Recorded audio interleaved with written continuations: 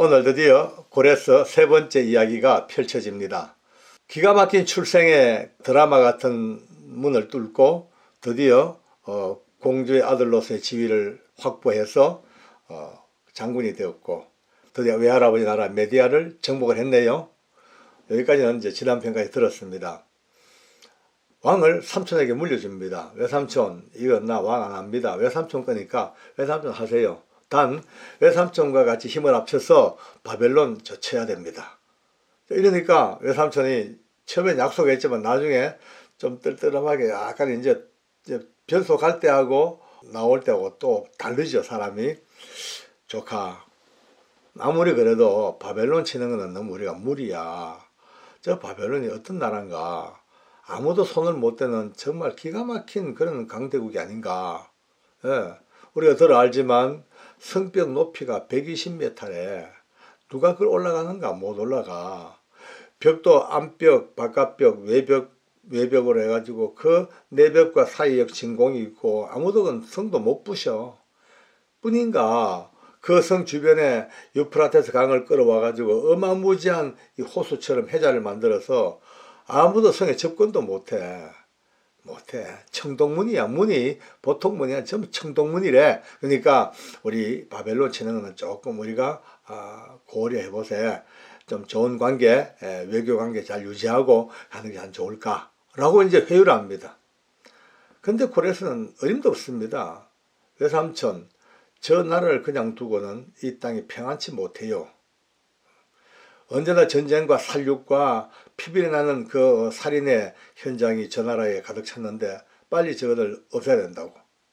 그러면서 이제 명을 내립니다. 여봐라, 오늘 이후로 어느 누구도 바벨론을 치는 데 있어서 소극적이거나 부정적인 말 하는 자는 직위구화를 막론하고 한 칼에 목을 쳐버리겠다. 끝내버려. 외삼촌이 뭐가 필요 없다는 거죠. 왕이고 뭐 누구 안에 반대하면 죽이겠다는 거. 누가 그 고레스 앞에 감히 모두 울며 거자먹기로 모기를 숙이고 하자는 대로 드디어 바벨론 정벌에 이제 준비를 합니다. 30만 대군을 모았어요. 여러분, 이 바벨론은 좀 특이한 나라입니다. 바벨론도 우리가 고레스만큼 알아야 됩니다. 성경에 보면 바벨론이 끊임없이 나옵니다. 바벨론은 필요악입니다. 우리 하나님의 나라 일구어 나간 일에 있어서 성경 역사에 있어서 꼭 있어야 될 나라이었으면서도 가장 자진무도한 없어야 될 나라. 그게 바벨론입니다. 역사가 짧아요. 90년밖에 안 돼요. 90년밖에 안 짧은 세계에 얼마나 많은 번영을 이루고 초강대국이 되었는지요. 세계 불가사의가 거기 다 들어있고 말이죠. 그렇습니다. 어마어마한 나라가 됐습니다. 왜 이 바벨론이 중요할까? 딴 거 없습니다. 가장 중요한 목적 하나는요. 몽둥이로 사용해서 유다 백성 이스라엘을 쳐서 박살내버리는 도구로 쓰시기 위해서 그 짧은 시간에 강력한 나라가 되도록 섭리하신 거예요. 어느 누구도 손 못 댔던 이 유대를 그냥 박살내가지고 천만리 머나먼 바벨론 땅을 끌고 나가지고 포로로 잡아가지고 신음소리 고통소리 속에 찌넥을 다 짜버리고 드럼 세탁기에 집어넣고 뺑글뺑글 돌려가지고 때를 빼내고 탈수시키는 그런 작업으로 쓰인 것이 바벨론이기 때문에 이 바벨론도 꼭 알아야 됩니다. 그 옛날 유다를 다 정복하고 수많은 포로들을 끌고 올 때에 비참스러운 눈물과 하늘을 향한 고통이 있었지만 또 그 안에 놀라운 일이 또 숨어져 있습니다. 그 많은 포로들 속에 아주 소년 한 사람이 끌려옵니다. 이름하여 다니엘입니다. 다니엘이 소년의 때에 바벨론으로 포로로 끌려와가지고 성중에서 자라기 시작합니다. 그 지혜와 학식과 그의 모든 경건 능력이 얼마나 컸던지 점점 성장하여서 드디어 바벨론에서 없어서 안 될 학자가 되고 왕의 스승이 되고 책략가가 되고 그래 하여서 무려 5명의 왕을 섬겨나가는 재상이 됩니다. 지금 저 메데바사 저 광야에는 희한하게 탄생한 고레스라는 사람이 돌풍을 이끌고 제국의 운명을 바꾸려고 몸부림을 치고 달려오고 있고 바벨론 성하에서는 나이가 늙어 허연 노인이 된 이 다니엘이 세계 역사에 바꿀 운명의 열쇠를 들고 또 성에서 기다리고 있습니다. 서로 모르지만 언젠가 만나야 될 이 사람들 이것을 머리에 먼저 한번 담아보면은 뭔가 가슴속에 와 하고 그림이 그려질 거예요. 어쨌든 고레스는 30만 대군을 이끌고 앞장서서 따다당땅땅 따다당땅땅 드디어 보무당당하게 바벨론을 치러 갑니다. 온 세계가 웃었습니다. 열방이 웃었죠. 말도 안 돼. 저게 어떻게 무모한 짓을 해. 무슨 저게 저 도라이 같은 짓을 하고 있어. 어떻게 저게 바벨론을 이긴단 말이야. 30만 저 대군으로. 말도 안 돼. 모두 코웃음을 쳤고 조롱했죠. 하든 말든 그는 갑니다. 4마리의 하얀 100마리 끄는 사두마차, 위용도 당당한 사두마차를 끌고 앞장서 탁탁탁탁. 근데 산 넘고 물을 건너야 되잖아요. 산이 안 넘으면 되지만 물은 건너야 돼. 건너니까 유프라테스 강이 어마어마한 강이 앞을 가로막고 있으니까 이 강을 건널 수가 없어요. 그러니 건너는 방법은 또 하나입니다. 쭉 돌아서 위로 올라가서 강 상류로 가가지고 물이 제일 얕은 데로 가서 그리 건너가는 수밖에 없어요. 우회해서. 그래서 30만 대군을 끌고 우회해서 드디어 저 강 상류로 올라가서 얕은 물을 찾아서 도강 작전을 시작합니다. 그런데 강 중간쯤 갔는데 돌연 위에서부터 물이 팍 쏟아져 내려옵니다. 급류가. 원래 강이라는 것은 위에서 상류에서 비가 오면요 밑에서 모르고 있다가 물폭탄 받기가 일쑤죠. 그냥 밀려오니 고레스의 마차가 뒤집어졌어. 힝 그리고 말들이 울고 난리가 났죠. 병사들이 달려와가지고 넘어진 마차를 세우고 말을 끌고 강을 같이 건너갔는데 말 한 마리가 죽었네요. 한 마리만 죽었어요. 딱 죽은 말을 보자마자 고레스가 뺑 돌아버립니다. 그 혈기방장한 고레스가 칼을 빼들고 드디어 외쳐 고함을 지릅니다. 누구를 향하여? 강을 향하여. 이 무엄하고 못된 광아, 네가 감히 누구길래 감히 내 말을 죽인단 말이냐. 너가 지금까지는 사람들 앞에 당당하게 흘러왔지만 오늘 이 시간 이후로 너는 내 말을 죽인 대가로 얕은 시냇물가로 만들어버릴 거야. 어느 정도 여자가 치마를 살짝 들고 발목으로 살짝 건너갈 만한 그런 얕은 물로 만들어버릴 거야 라고 강하고 전면전을 선포를 해버려요. 지금 바벨론 치러 가는 건 2차적인 문제고 일단 강이 괘씸하니까 강하고 싸웁니다. 30만 군대를 풀었죠. 풀어서 드디어 상위로부터 하루로 내려오면서 좌로 180개, 우로 180개, 360개의 지류, 수로를 파버립니다. 여러분 아무리 큰 강도 어마어마한 토목공사로 물길을 하나 빼고 둘 빼고 셋 빼고 좌우로 360개의 큰 운하를 빼가지고 물을 빼버리니까 어찌 되겠어요? 흐르던 물이 점점 옆으로 빠져 결국은요 6개월 만에 강의 밑바닥이 드러나는 조약돌이 드러나고 여자가 치마 살짝 들고 살짝 건너갈 수 있는 그런 얕은 물가로 만들어 버렸어요. 결국은요 말의 복수를 한 거예요. 그러니 온 세상은 더더욱더 조롱하고 비웃죠. 역시 듣자 하니 고레스는 또라이가 틀림없다. 아니 그깟 말 한 마리 죽어가지고 지금 전쟁도 6개월 동안 미루고 30만 대군을 끌고 저렇게 토목공사 저 진력을 빼가지고 어마어마한 저 공사를 하니 저는 완전히 미친놈 아니고는 돌았다 다들 그렇게 봤죠. 그러나 누가 알겠습니까? 누가 알겠습니까?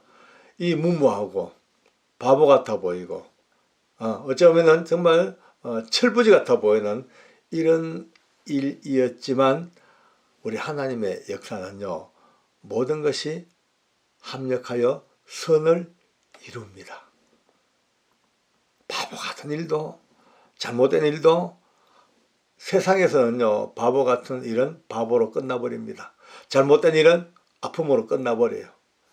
잘못된 길은 허망하게 끝납니다. 그러나 하나님의 손에 붙잡힌 역사는요 아무리 어떤 상황이 온다 하더라도 기어이 그것을 뽑아서 실차를 뽑듯이 선으로 뽑는 하나님의 손길이 계시더라고요.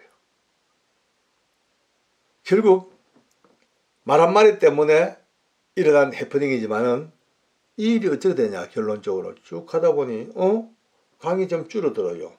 또 물이 줄어요. 옆으로 다 새니까 없어. 점점 줄어. 그 어마어마한 바벨론 성을 둘러싸고 있던 그 엄청난 강의 호수 같은 물이 점점 줄 수밖에요. 왜? 성에서 물을 계속 써야 되고 계속 줄어. 들어오는 양은 없고 물은 써야 되고 점점 줄어드니 결국은요 강 저 밑바닥에 성 가장 아래쪽에 성으로 들어가는 수로 물길, 물구멍이 슬 드러나기 시작한 거죠. 성을 둘러싸고 있던 고레스의 군사들이 이걸 발견합니다. 발견하고는 그 길로 보고가 되고 달도 별도 뜨지 않는 가장 깊은 밤에 특공대를 내려보냅니다. 여러분 이 날이 무슨 날인지 아십니까?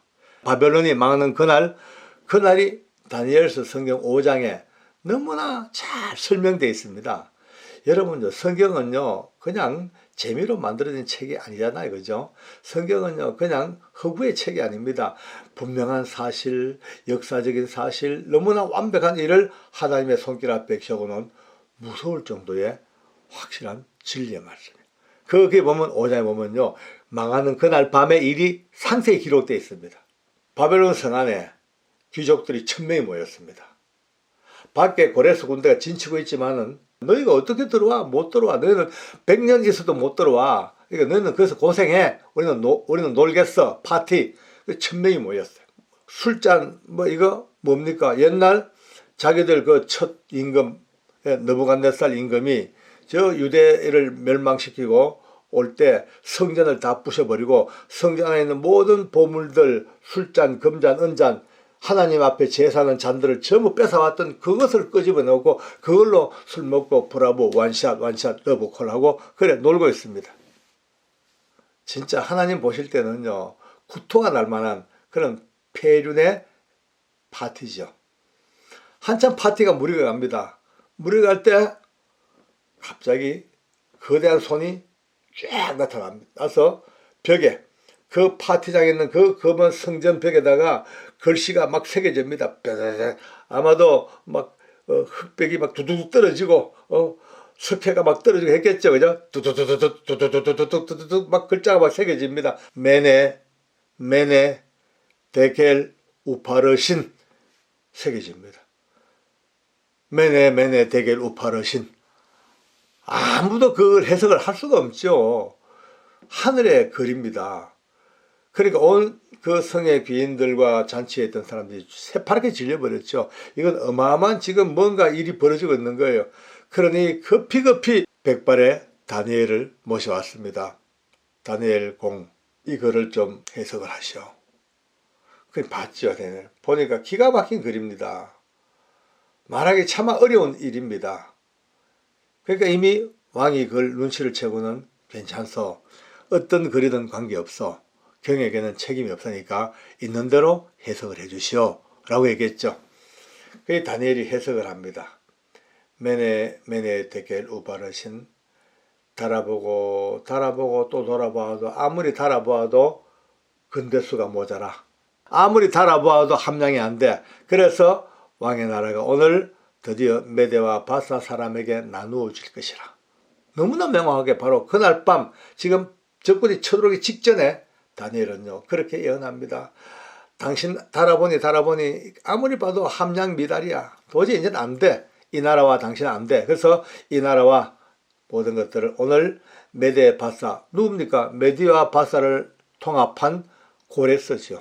메대와 바사 사람에게 주겠다 라고 그렇게 딱 하는 그날 밤에 성경에 기록됩니다. 그날 밤에 벨사살이 죽임을 당하였고 바로 바벨론의 7째 마지막 왕 벨사살이 이렇게 성을 뚫고 들어온 밑바닥으로 뚫고 들어온 이 고레스의 특공대들과 활짝 열어진 성문을 통하여 왁 들어왔던 이들 통하여 한 방에 어마어마한 그 엄청난 제국을 흔들고 수많은 나라들에게 공포의 대상이었던 바벨론이 한 방에 와르륵 바로 그날 밤에 무너집니다. 다니엘이 예언했던 그대로 메네 데겔 우파르신 달아보니 모자라 메대와 바사 사람에게 이 땅이 나누어 주겠다라는 그 예언대로 바로 그날 밤에 드디어 고레스를 통하여 이 성은 무너집니다. 혈기방장한 엄청난 이 고레스 장군과 백발이 성성한 오랜 세월 온 열방 중에 소문난 바벨론의 최고의 재상 다니엘의 만남이 곧 눈에 보이는 듯 벌써 선해지기 시작합니다. 다음으로 또 만나겠습니다. 오늘 대단히 감사합니다.